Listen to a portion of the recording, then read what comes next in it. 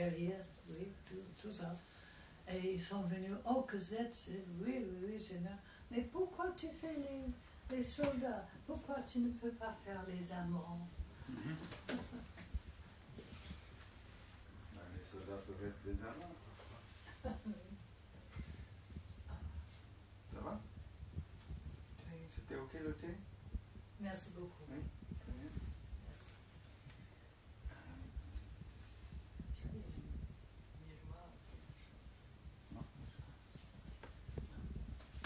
Alors, Cosette, peux-tu nous parler à la fois effectivement de ton travail sur les mots, la langue, qui est la langue à la fois anglaise et française, et de tes collages? Oui. Il faut commencer, hein, à le commencement, comme on dit. J'ai toujours dessiné, depuis très petit. J'ai dessiné. Et comment j'ai commencé avec le collage, je ne sais plus, mais c'était quelque chose qui naturellement est devenu utile. Et j'ai fabriqué mes propres tampons et je commence à utiliser le tampon parce que c'est une façon d'imprimer aussi forte. Et j'ai fait des poèmes avec le tampon et j'ai dessiné beaucoup. Colossal Lies, c'était mon deuxième livre. Quand je suis allée chez Henri Chopin un jour à Ingoodstone, il m'a dit d'amener ce que j'étais en train de faire. Et je ne sais pas si je t'ai dit déjà, mais le lendemain, il dit qu'il a resté toute la nuit avec Jean, sa femme, parce qu'elle voulait traduire pour lui ce que j'ai écrit en anglais pour qu'il comprenne le livre.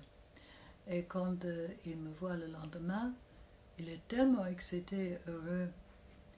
Et il dit, la première personne, il voulait le montrer, c'était à Stephen Temerson. Et il est allé le faire à Londres. Et Stephen a dit, il faut le publier. Et avec un autre après. Et quand c'est sorti, l'édition de tête, il est allé pour le donner à Marcel Kahn,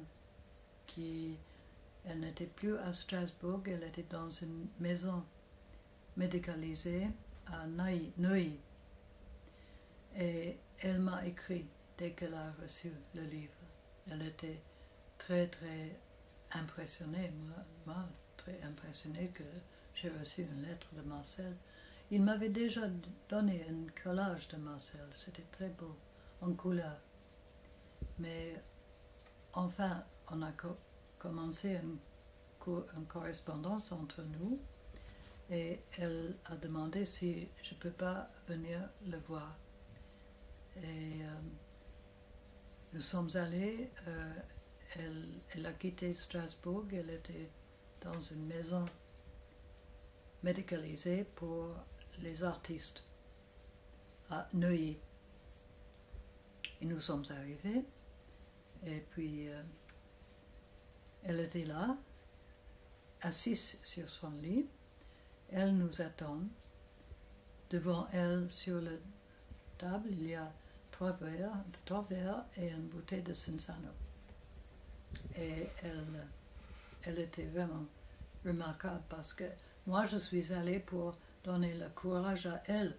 Je voulais l'encourager parce que c'est quelqu'un de très admirable. Mais elle, dès que j'entre dans sa pièce, c'est elle qui m'encourage. Elle parle, elle ne laisse pas moi parler, elle dit ce qu'elle avait à dire à moi. Elle pense que, c'est un peu, je ne peux pas répéter, mais c'était très très bien, très encourageant et très fort. Et j'ai resté toujours en contact avec elle. Et je ne sais pas, mais je ne fais pas le collage comme ça. Et pour moi, quand j'ai commencé, c'est comme Max Ernst, mais pas vraiment. parce que lui, il avait fait un collage, et ça, c'est le tout.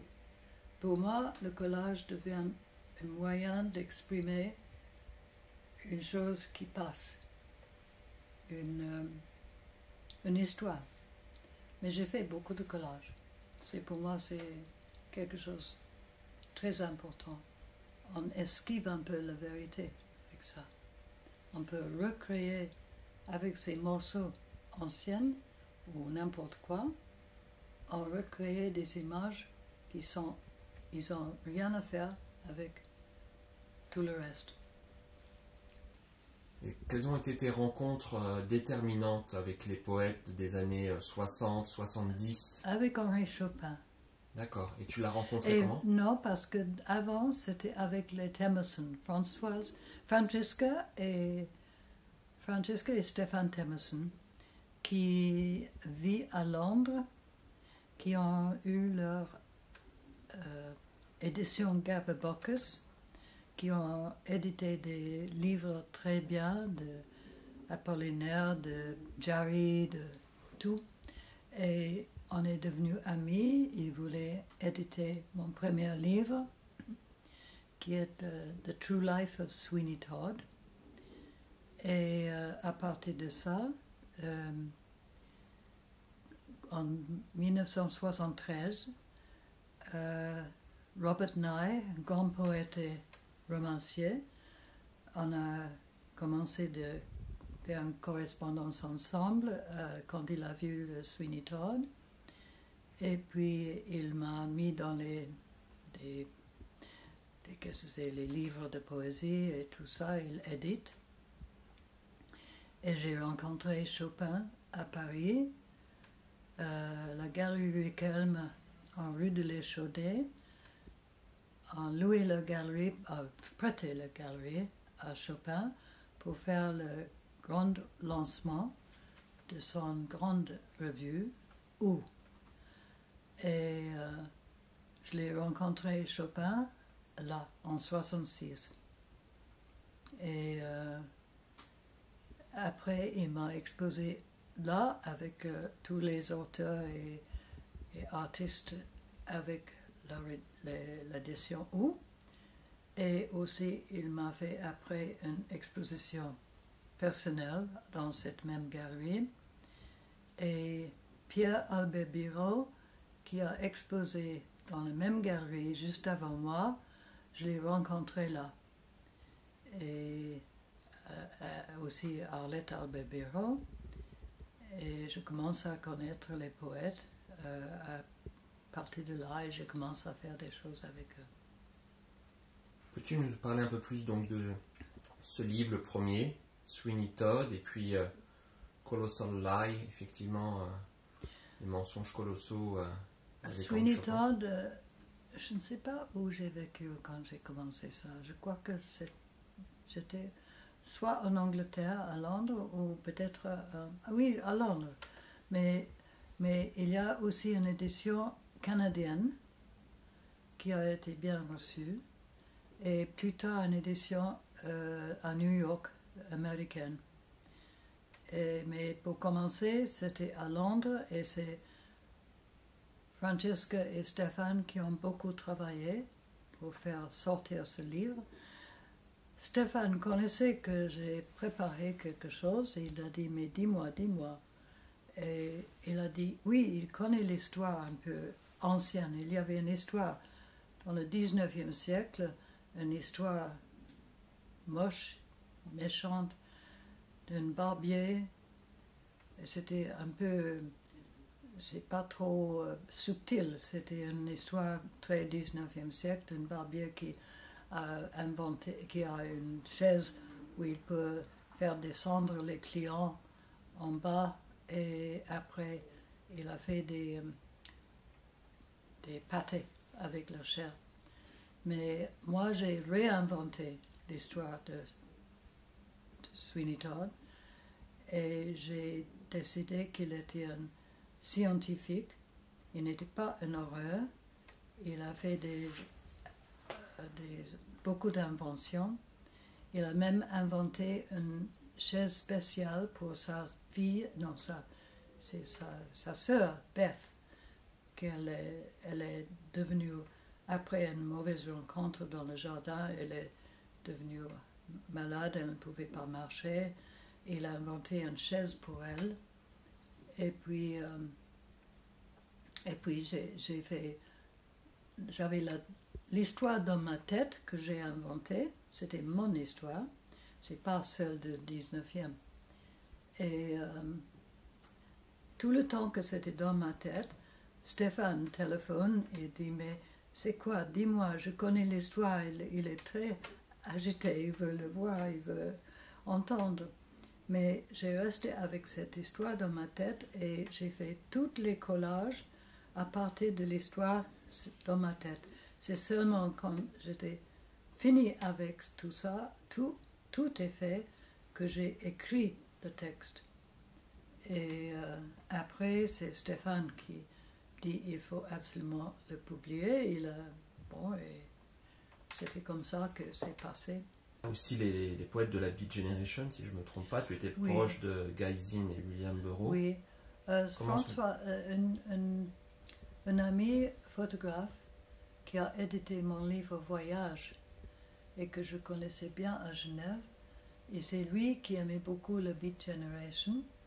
Et quand William Burroughs et Brian Gysin sont venus à Paris, ils sont venus pour fêter, qu'est-ce que c'est, le nom de cette fête. C'est parce qu'ils ont vécu à un certain moment, qu'est-ce que c'est le nom de cette ville? À Tanger, colloque de Tanger. Tanger, oui. Ils sont venus pour faire de nouveau une fête autour du colloque de Tanger. Parce que quand ils étaient à Tanger, ils ont eu un restaurant. Brian a eu un restaurant là. J'aimais beaucoup Brian, il est bien, et aussi William. Et François Lagarde est venu pour nous photographier chez nous. Et non, c'était très bien passé. William Burroughs, je me souviens, il est assis à côté de moi, mais il parle, ses façons de parler, ça arrive du coin de la bouche. Et j'ai eu un petit peu de problème avec l'accent. C'est le même accent de T.S. Eliot, je crois. Et puis Brian Gysin, qui avait, le pauvre, avait un problème. Il devait porter les choses de son intérieur dans un sac. Et pour ça, il a porté toujours une veste comme ça qui le cache. Mais il a resté chez nous aussi. On avait une petite chambre pour les et c'était bien passé. Et ils sont venus voir mon exposition à la Galerie des Dalles. Et Henri Hillebrand, c'était mon galeriste. Et ils sont venus et on nous a photographiés ensemble et tout. Mais après, Brian a resté à Paris et nous sommes allés le voir. Mais Brian était malade avec quelque chose, pas emphysème, mais quelque chose un peu comme ça. Donc il devait être attaché à une tube d'oxygène. Et quand nous sommes allés le faire une visite un jour, il était en haut dans un immeuble d'appartement et il vient en bas vite pour ouvrir et nous sommes comme ça, nous pouvons rentrer chez lui et tout de suite il est rentré chez lui, il doit se reconnecter avec cet oxygène. Mais il a fait une performance avec son poème I am that I am I that, it was very good. Et Burroughs et moi, nous sommes... c'était très bien passé, François Lagarde. Et puis, il y avait ma galeriste, Henri Hillebrand. Il nous invite à aller manger dans un petit restaurant à côté. Et il y avait avec eux Patrick Hölderlin, qui était un peu ami de Barres et tout ça. Et Patrick, il était très connu comme il connaissait très bien le rock. Et Patrick, le pauvre, il avait on dit en anglais un squint, c'est-à-dire ses yeux marchent comme ça, au milieu de ça. Et puis pour ça, il porte les lunettes noires. Et comme on est allé à ce restaurant avec Henri, ils arrivent avec le menu et on regarde le menu pour choisir. C'était pas un grand restaurant, c'était bien, bien. Et Patrick, il demande, mais qu'est-ce que c'est al forno? Et parce qu'il pense que c'est un plat. Mais il reste ami avec eux. Il est devenu après un bon connaisseur de rock. Et donc le travail sur le collage, c'est venu comment? Ton travail ensuite sur le collage a mélangé, a créé la poésie visuelle de ton avec toi. J'ai pas pensé de poésie visuelle à ces jours-là. Non, je voulais illustrer l'histoire qui était dans ma tête. Et pour ça, j'ai pris les morceaux des gravures, des livres de l'époque 19e, tous les morceaux de gravures, les images, les femmes, les gravures un peu anciennes. Et j'ai fait les collages avec ça. Et c'est seulement plus tard que je commence à faire le collage plus libre. Mais ça, toutes les images dans toutes les images dans le Sweeney Todd sont fabriquées comme ça, avec les morceaux des publicités, les livres de cuisine, les géographies, les livres d'amour, toutes sortes de choses, banalité suprême. Et avec ça, on prend un peu ceci et cela, on fait des autres images. Et là-dessus, tu étais influencé par certains artistes plus anciens, Picabia, non, pas à cette époque. Mais plus tard, j'ai vu pour la première fois les collages de Max Ernst. Et j'ai vu, voilà, c'est mon frère. Mais lui, il a fait des collages aussi un peu comme ça. Mais pour lui, c'est un collage qui est tout. C'est pas une histoire qui va avec. Et pour moi, c'était un collage, mais qui est une partie du livre. C'est une partie c'est pas quelque chose de séparé. Ça marche avec le texte. Ça remplace le texte en quelque part. Bon, il y a le texte, et puis, donc j'ai écrit le texte seulement quand les collages sont faits. Oui. J'ai pas de lunettes, j'ai pas de... Non, on n'a rien pour connaître. Non. Mais on ça, c'est bien, je me souviens très bien quand petite, il a fait... Alors Cosette, ton second grand livre, Colossal Lie, peux-tu nous en toucher un mot, notamment le travail avec Henri Chopin? Oui, parce que on est allé un jour à Ingatestone, où Chopin habitait avec Jean, avec sa famille. C'est en Angleterre. On était à Londres, on est allé le visiter et on a resté dans un petit hôtel à côté. Et il a dit, mais amène ce que tu prépares maintenant, je voudrais voir ce qu'il fait. Et donc j'ai amené dans un petit carton toutes les pages que j'étais en train de faire. Sur ce que j'ai appelé le mensonge colossal, machine, le colossal lie, et machine rapide avec lame en argent sonore, et c'est concentré sur la guillotine. La rapidité fut d'une importance fondamentale, plus que d'autres considérations. On pratiquait sans cesse des améliorations, pas assez rapide à 60 secondes la tête. Expérience sans succès avec une machine à 9 lames. Un système d'assembler silencieusement la machine donne aucun coup de marteau la nuit. Ça, c'est réussi. Et donc c'était un livre, effectivement, à la fois de collage et de texte. Oui, collage et dessin. Ça, c'est un dessin. Parce que j'ai étudié exactement la dimension de la guillotine aussi. Et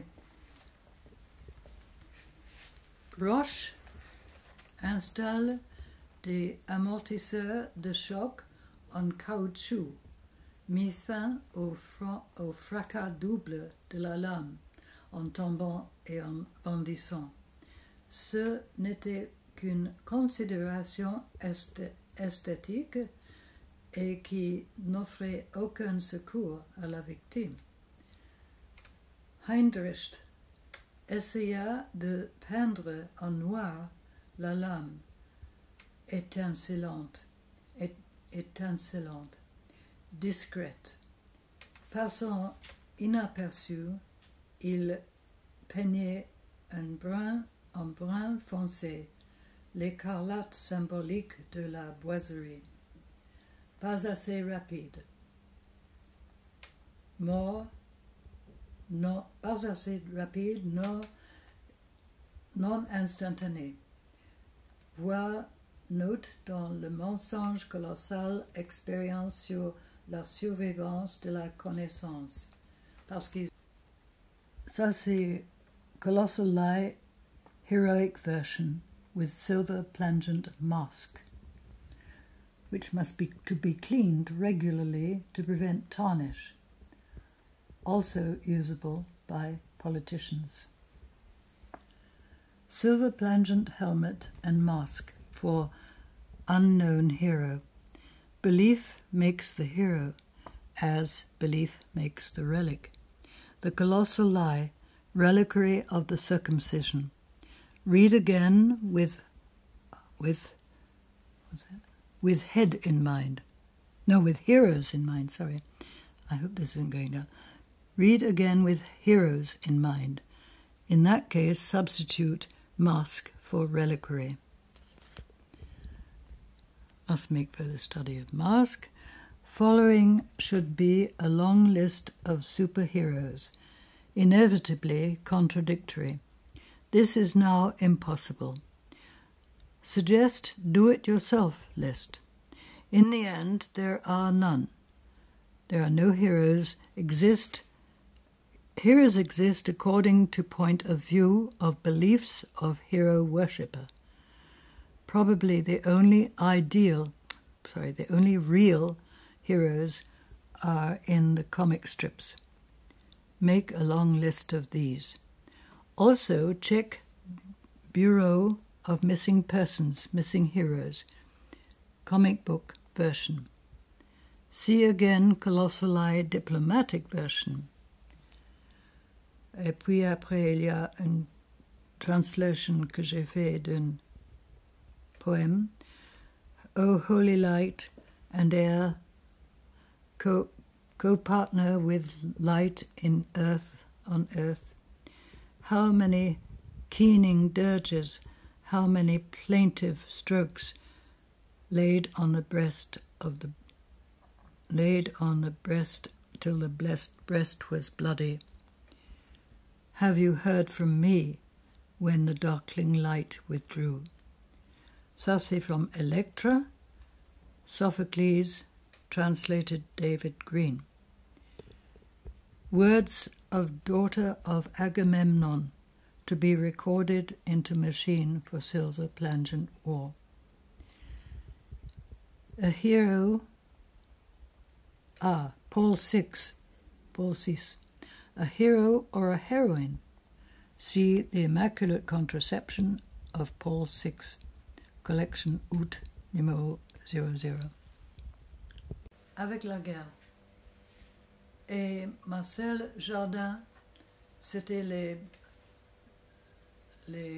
restes des bombes, les jardins où sont tombées les bombes. Et dans la guerre, il y avait les bombes, il y avait les bombardements, il y avait le V1, le V2, tout ça. Et je me souviens, mon père avait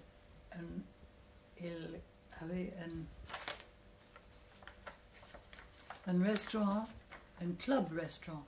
On ne peut pas venir manger comme ça. Il faut être membre du club. Et c'était très bien. Et j'ai une amie qui a écrit beaucoup et bien sur mon travail. Elle s'appelle Deborah Kelly. Elle sort maintenant un livre.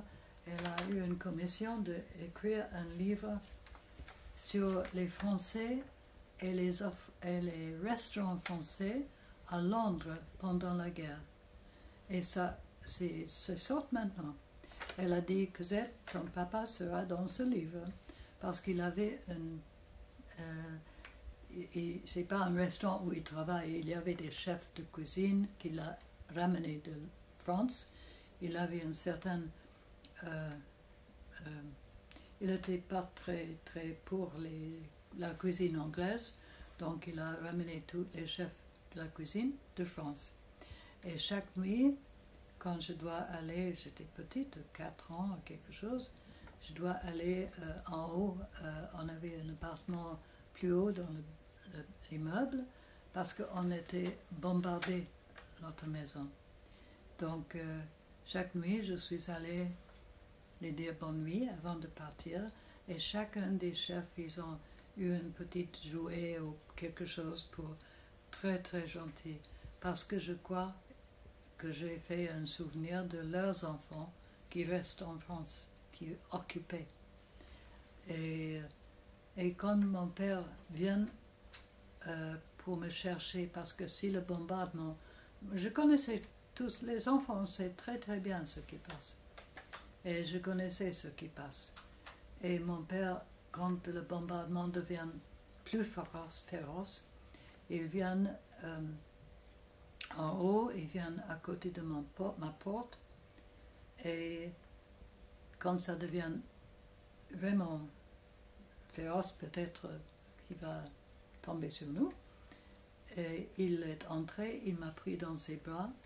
Il a descendu par tous les couloirs, parce qu'on ne prend pas l'ascenseur quand c'est comme ça. Les couloirs, pour descendre dans le club. Parce que le club, c'est en sous-sol. Non, rez-de-chaussée. Donc, il y a tout, je me souviens qu'il m'a pris comme ça, et ma tête derrière, et je vois tout le monde qu'on passe, qui sont tous debout contre le mur, avec la peur sur le visage. Ils sont là parce que dans le couloir, il y a une possibilité d'échapper à un bombardement. Et ils descendent pour me faire venir dans le club. Et j'ai vu, avec le passage, j'ai vu tous les visages horrifiés. Il y a une horreur, une peur. Ils étaient pétrifiés, les gens, tous là. Et on arrive dans le club. Et le matin, dans ce club, le matin, il y a mes parents et les chefs de cuisine qui sont là pour préparer pour le déjeuner. Ils viennent tous autour de la radio, et moi aussi, parce qu'il y a le bam bam bam bam. Ça, c'est les premiers bruits, le premier son de la cinquième symphonie de Beethoven. Et le BBC a utilisé ça pour attirer l'attention. London calling, ici Londres. Et c'est reçu. Ceux qui peuvent cacher des Allemands, ils ont reçu le message de Londres pour les encourager en France. Et donc chaque matin, je me souviens très très bien d'être là avec les chefs, avec les parents, pour écouter le message de BBC Londres. Ici Londres. London Calling. Et Deborah est allée dans cet endroit à Londres pour voir, plus tard évidemment.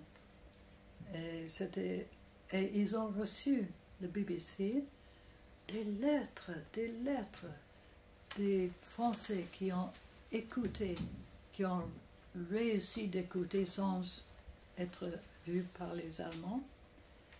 Et ils ont écrit des lettres à la BBC pour dire ce qui passe chez eux, dans leur village. Et c'était vraiment très, très fort. Et quelqu'un avec grande intelligence a décidé de faire un livre. Et c'est Deborah qui m'a donné ce livre. Et le livre s'appelle « Je vous écris de France ». C'est toutes les lettres qui ont été reçues et gardées à Londres. Donc ce qui t'a inspiré notamment le poème Battlefield, Liszt. Ce que j'ai vécu aussi, parce que j'avais pas de jardin, j'avais un battlefield, j'avais tout ce qui était détruit. Et c'est ma jardin. Et j'ai noté aussi dans mon livre que les fleurs sur les champs de bataille, ils poussent bien. Parce qu'il y a toutes les choses qui sont mortes là. Et les corps aussi. Et ça fait pousser très bien les fleurs. Et les fleurs, je me souviens, elles étaient d'une couleur mauve pâle. Et c'est pour moi, ma jardin. Mais... On t'écoute lire le poème en anglais. Oh. Et ça, j'ai fait parce que je n'aime pas quand je fais une lecture que tout le monde me regarde comme ça. C'est horrible. Je ne suis pas actrice et tout. Donc, j'ai inventé ce système comme un rouleau. Et comme ça, le plus que je lis, le rouleau déroule, et ça passe partout, et tout le monde regarde le rouleau. Et normalement, je fais un effort, mais c'est... Battlefield list.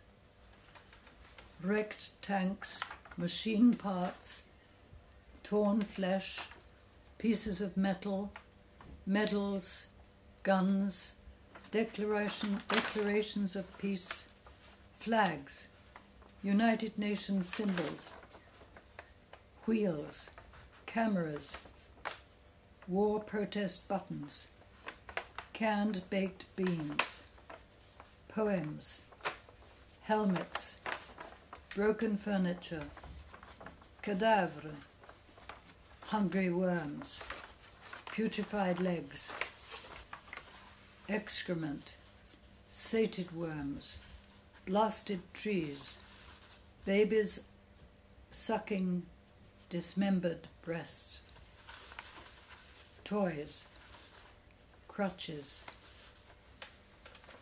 Christmas trees, bandages, birthday cakes, wheels, bells, biscuits,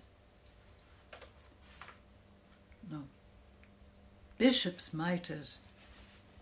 I'll get my glasses on, excuse me. Bishop's mitres, anniversary cards, birth certificates, papal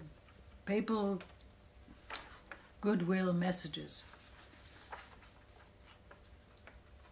coffins, flames, school report cards, charred hands, false teeth, perfume bottles, death-frozen smiles, whore's underpants, rotted testicles, family snapshots, hair dye, bullets, dirty boots, diaries, nail polish, split guitars, maps, illegible books, disintegrated paintings, pencils, withered flowers, scorched grass, fat lice, parcels, tobacco, rubber tires, cigarettes, canned tuna, rosaries, prayer books, citations for bravery, syringes, crucifixes, elastoplasts, seaside postcards, VD serum, binoculars, exercise books, piggy banks, fashion magazines, garden rakes, wheelbarrows, Bibles, toffee paper, flower seeds, chewing gum, soap, jewelry, coat buttons, mascara, wedding rings, canned soup, shell fragments, dynamite, radio sets, field telephones, machine guns, bombs, propellers, beer cans, airplane wings, staircase segments, gas cookers, rice bowls, old Christmas cards, orders of merit, generals' hats, presidential New Year messages,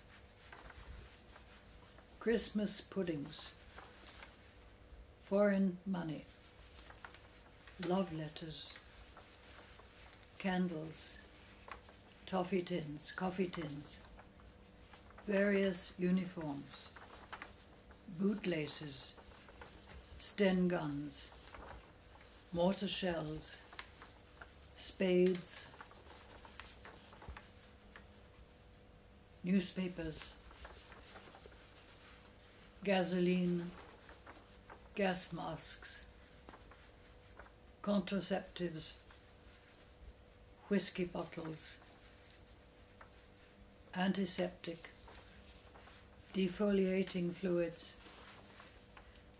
pressed flowers, school,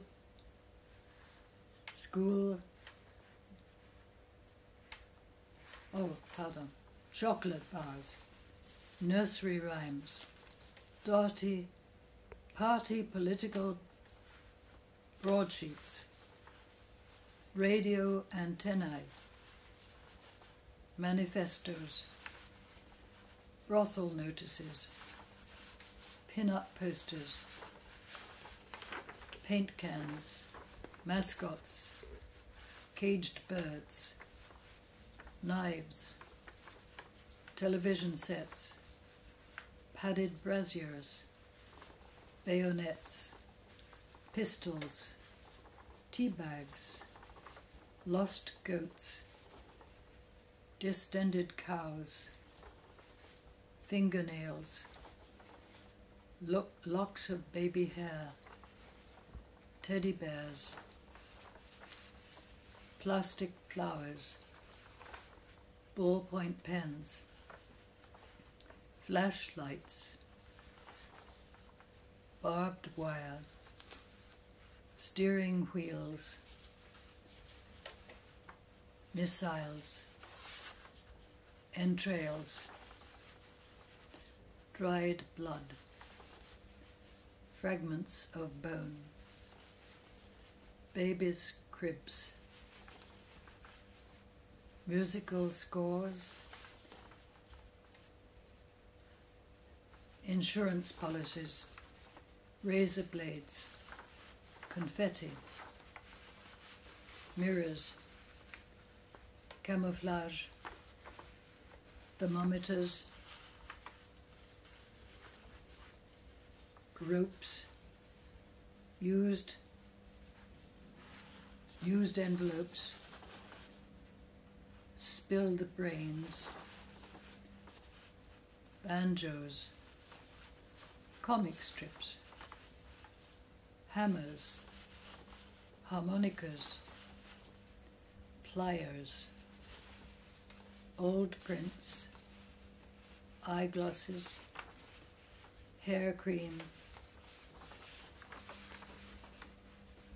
wounds, running sores, scabs, dried biscuits, powdered milk, tin whistles, oil drums, compasses, hair ribbons, sandals, fly killer, antibiotics, banners, bank books, badges, criminal records, dictionaries, decorations, decay,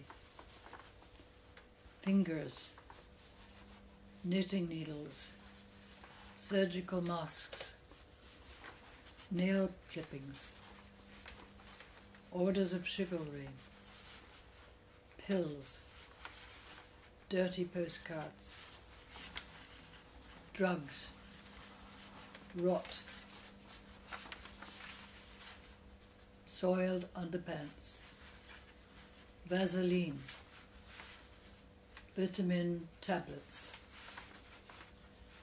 weather reports, watches, smells, dried urine, odor, surgical tape, Red Cross stickers, diapers, carpet slippers, penknives, daggers, ammunition belts, DDT, tear gas, casualty lists, missing persons lists, military documents, secret service reports, fingerprints, police dossiers, teething rings, insecticide, union cards, unborn babies, human organs, shrouds, destruction, chaos, disorder, pain, poison, screams, despair, horror, deodorant sprays, lipstick, passports, propaganda, KY jelly, napalm, birth certificates, death certificates, silence. C'est ça. Scientific silence. Et tous ces mots que tu as choisis, sont venus comment? Le choix de ces mots, c'était... C'est moi. Ok. Mais qu'est-ce qui t'a inspiré? Toutes les choses qu'on trouve, soit objets ou sensations, ou les choses... non, pas invention. Toutes les choses qu'on peut trouver sur un champ de bataille. D'accord.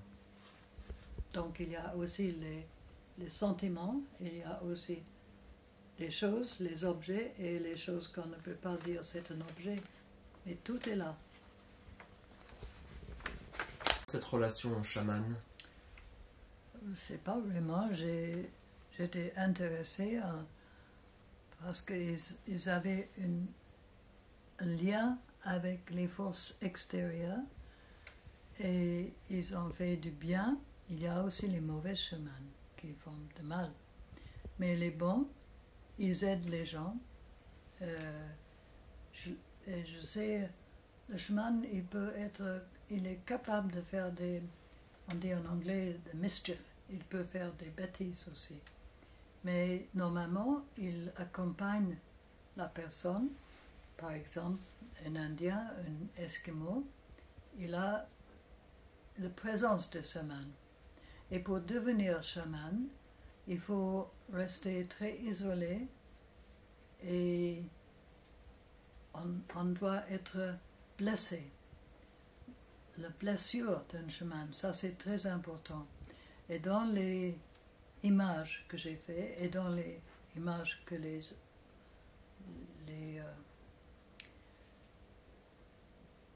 Esquimaux et les Indiens font, il y a souvent une blessure sur le corps.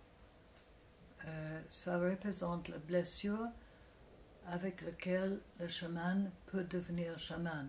Parce que il y a les gens des Indiens, les Esquimaux, qui veulent être chaman. Mais pour ça, il faut s'isoler, être isolé et souffrir et prier aussi au Dieu. Qu'est-ce que c'est? Il y a quelque chose qui marche, non? non, c'est bon. Et puis peut-être c'est un chaman. Voilà. Et puis il y a les chamans ils doivent aller pour être mis dans la place d'un chaman, il faut faire pas seulement les études, mais aussi être isolé du groupe et seul pour souffrir, pour arriver avec la connaissance spirituelle. Et je crois que les Esquimaux et les Indiens font ça. Et moi, dans ce poème, je parle comme si je suis un chaman. Chaman les yeux. Tu me reconnais? Regarde dans mes yeux, qui ne te regardent pas, mais te voient, à travers, à côté, au-delà. La lumière de mes yeux voit dans le silence profond l'obscurité, l'abysse, les bas-fonds. Illumination intérieure, feu brûlant, traduire le profane en sacré. Pureté, connaissance, les mers cachées, les villes oubliées. Je vois les pensées secrètes, je vois dans l'ombre. Dans le cosmos, tout est lié, maintenant sous les décombres. Et la langue commune est perdue. Dans mes yeux, je me cache, néant intérieur, sans fin. Je suis avec toi, mais très loin, une distance insondable. Il fait sombre, tu attends le matin. Tu m'aperçois sans voir, un souvenir lointain, insoutenable comme la douleur. Éternellement à part, je voyage dans les yeux, dans les lieux au vaste horizon. Un voyage périlleux, terrain vague, terrain perdu, voyage sous-marin au fond. Ça c'est quoi? Ah, électrocardiogramme, oui.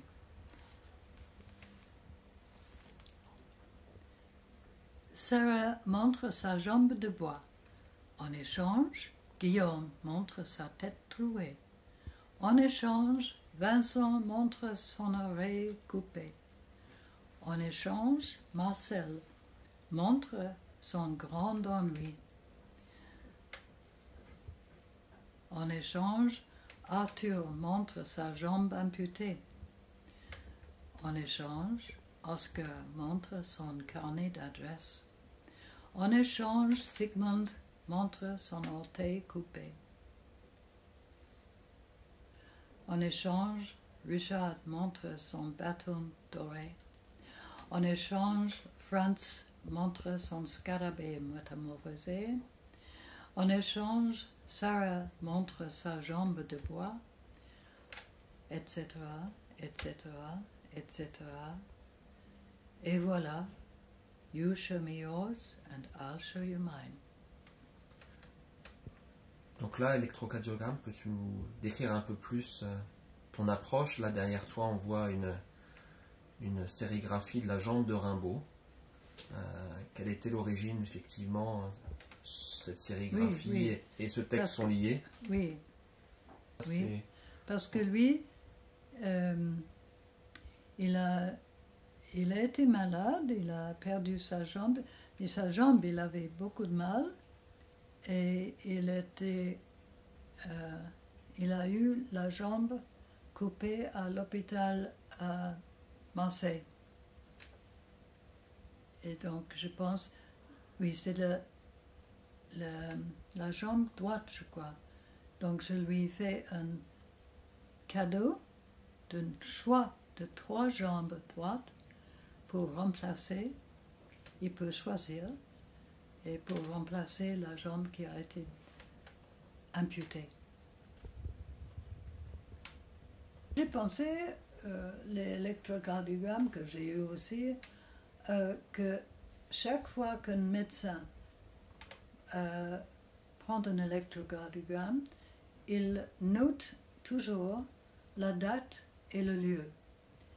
Et moi, je pense comme ça, on peut inventer les électrocardiogrammes, et chaque fois, je mets la date et le lieu et la personne. Donc, j'ai choisi des poètes comme Apollinaire, comme Kafka, comme Proust, tout ça avec une petite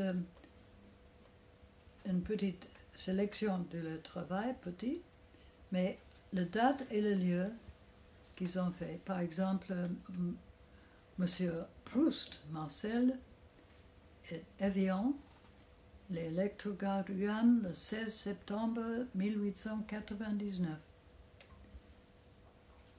Et il y a une citation de lui. Et chaque fois, il y a la personne, Apollinaire, Proust, Freud, Sigmund Freud. Chaque fois, je vais la date et le lieu, c'est inventé évidemment, de cette... il y a Marcel Proust à Evian, Arthur Rimbaud à Broche, 16 ans, il y a Sarah Bernhardt qui a perdu une jambe aussi, Vincent Van Gogh, il a perdu son oreille, il a coupé son oreille. Donc chaque personne, Richard Wagner, Siegfried Idyll, Oscar Wilde, et chaque fois je donne un électrocardiogramme, mais c'est inventé. Parfois j'ai utilisé les miens.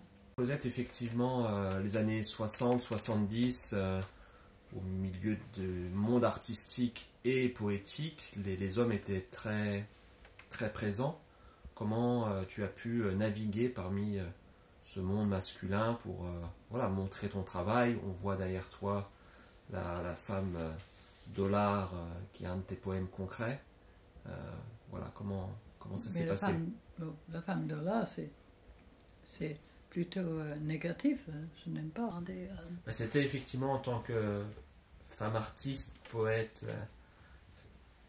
dans cette période, années 60-70, jusque encore assez récemment, comment s'affirmer dans un monde quand même dominé par Je les me hommes. souviens que Chopin la galerie Riquelme a été prêtée à lui pour lancer la revue Où. Et à ce moment-là, il y a beaucoup d'hommes et peu de femmes qui font la poésie, la peinture, le dessin et tout. Et Henri aimait mon travail. Il est venu chez moi pour choisir les œuvres. Et il a mis avec... et je me souviens, je ne dis pas son nom, un qui a dit « Oh non, on ne connaît pas ça, c'est une femme ». Et Henri était très fort. Il a dit « lui, elle sera mieux que vous. Hein. » Et enfin, il m'a mis dans cette groupe à Riquelme parce que sont tous les gens qu'il a publiés ou aimés ou encouragés dans le monde des artistes, les poètes, les écrivains et tout ça. Et j'ai participé dans cette exposition où il y a un poète qui était très en colère que je suis là. Et Henri a dit, c'est moi le boss. Hein. Et enfin, il n'était pas macho du tout. Tu viens de sortir un nouveau livre aux éditions Voix Oui, de Richard Mayer. Richard Mayer. Donc peux-tu nous en parler, je dirais? Oh, il y a quelques semaines, Richard m'a téléphoné. Il a dit, Cosette, je voudrais un nouveau livre. Oh, comme ça. Bon, j'ai déjà fait 2 avec lui. Et il est plein d'énergie, il est très très bien lui. Et bon, je réfléchis, je pense, et je commence. Et c'est un livre sur Descartes et Michel-Ange. Et Descartes, bon, tout le monde connaît. Et est-ce que tu veux que je lis un peu? Non? C'est nécessaire que je lis le livre? Non, tu peux juste nous parler effectivement de ce oui. travail, de ce Des mélange, cartes, qui sont oui. des collages. Oui, et les collages, j'ai trouvé pour commencer une ancienne gravure de Descartes, mais j'ai ajouté les bois sur sa tête, donc ça devient Descartes au bois. Et c'est bien parce que, tu vois, les bois, il est devenu Descartes au bois. Mais ça, c'est une ancienne gravure de Descartes. Et après, il y a toute sa vie un peu. Ça, c'est une femme qui louche. Mais tu sais, c'est une petite partie une image qui est dans le Sweeney Todd. La femme à la fin, c'est ça, mais c'est la femme qui louche. Apparemment, il aimait beaucoup une femme qui louche. Et ça, c'est les cartes de jeu, parce qu'il aimait beaucoup jouer aux cartes. Donc, il a commandé un jeu de cartes d'une artiste très connue pour ses images des saintes dans la cathédrale Saint-Pierre à Rome. Donc, c'est une artiste qui a fait express pour lui un jeu de cartes. Et ça, c'est le jeu de cartes. Il y a tout un jeu de cartes, mais inventé par cette artiste express pour Descartes. Et si tu le crois ça, tu écris n'importe quoi. Voilà, toujours le jeu de cartes. C'est un grand jeu de cartes. Et ça continue. Tu vois? Tout un jeu de cartes. Et voilà. Il a eu son 50e anniversaire. Toutes les dates sont ici. Hein. Et le roi Louis XIV l'admire beaucoup. Donc il présente un cadeau à Descartes. Et le cadeau, c'est une tortue. Et Descartes dit, « Oh, sire, quel cadeau magnifique !» Et le roi dit, « J'avais pensé de l'amener, donner le nom Coriolanus en honneur de Shakespeare. Parce que cette tortue est née dans qu'est-ce que c'est là? Ah, qu'est-ce que c'est les rois ont avec les zoos, avec tous les gens. Ménagerie. Ménagerie, merci. Et il a pensé parce que le tortue est né la même année que Shakespeare et de Galiléo. Donc, il pense de donner le nom Coriolanus. Mais le gardien de la ménagerie dit c'est la même année, j'ai nommé la date ici, c'est Michel-Ange qui est mort. Donc, il a baptisé le tortue Michel-Ange. Et donc, il y a une image de Michel-Ange, la tortue. Le roi a décidé que ça soit comme un cadeau du roi, donc il a soufflé dessus la carapace de poudre d'or. Il a dit comme ça, il porte le sceau de la France. Oui, ça c'est... Donc ça, c'est ton dernier livre qui vient de sortir il y a quelques mois. Oui, et puis... Alors, peux-tu nous parler de cette toile de poète, effectivement, que tu as réalisée, avec des nombreux poètes que j'ai choisi. que tu as choisis? Et c'est les poètes de notre époque, pas du 19e et tout ça.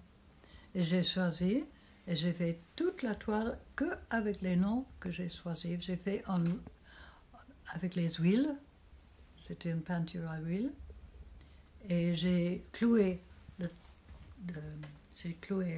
la toile sur le mur parce que c'était trop grand pour aller sur un chevalet. Hein.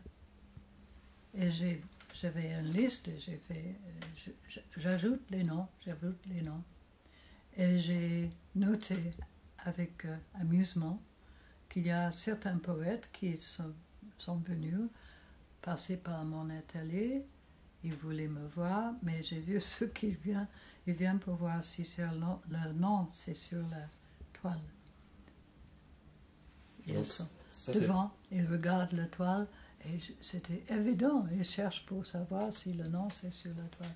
C'est seulement les poètes que moi je décide à mettre.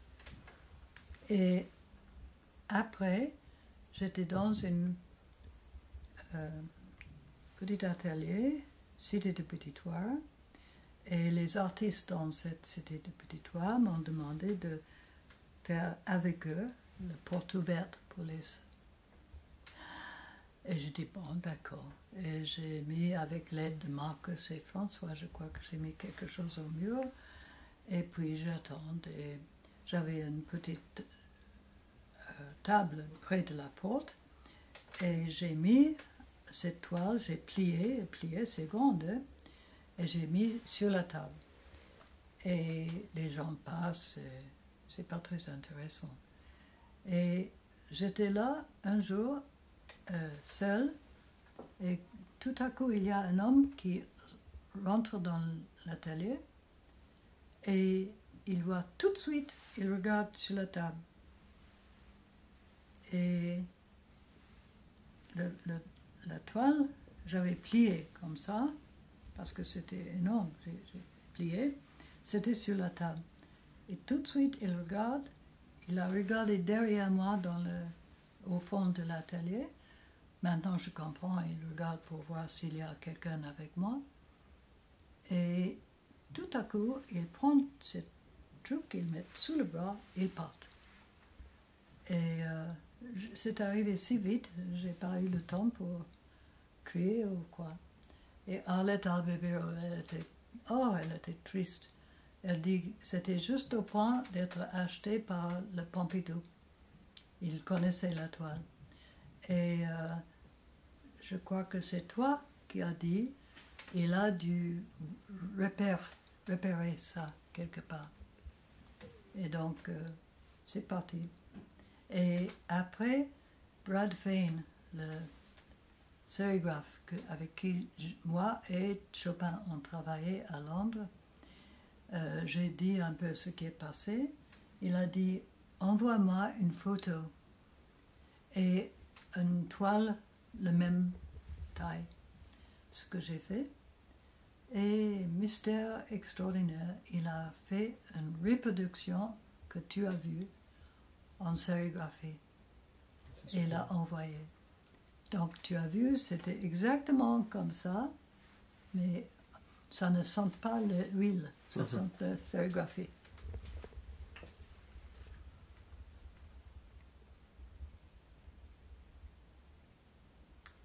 Et après, nous avons fait un petit livre en photocopie avec tous les noms dans le livre qui sont sur la toile.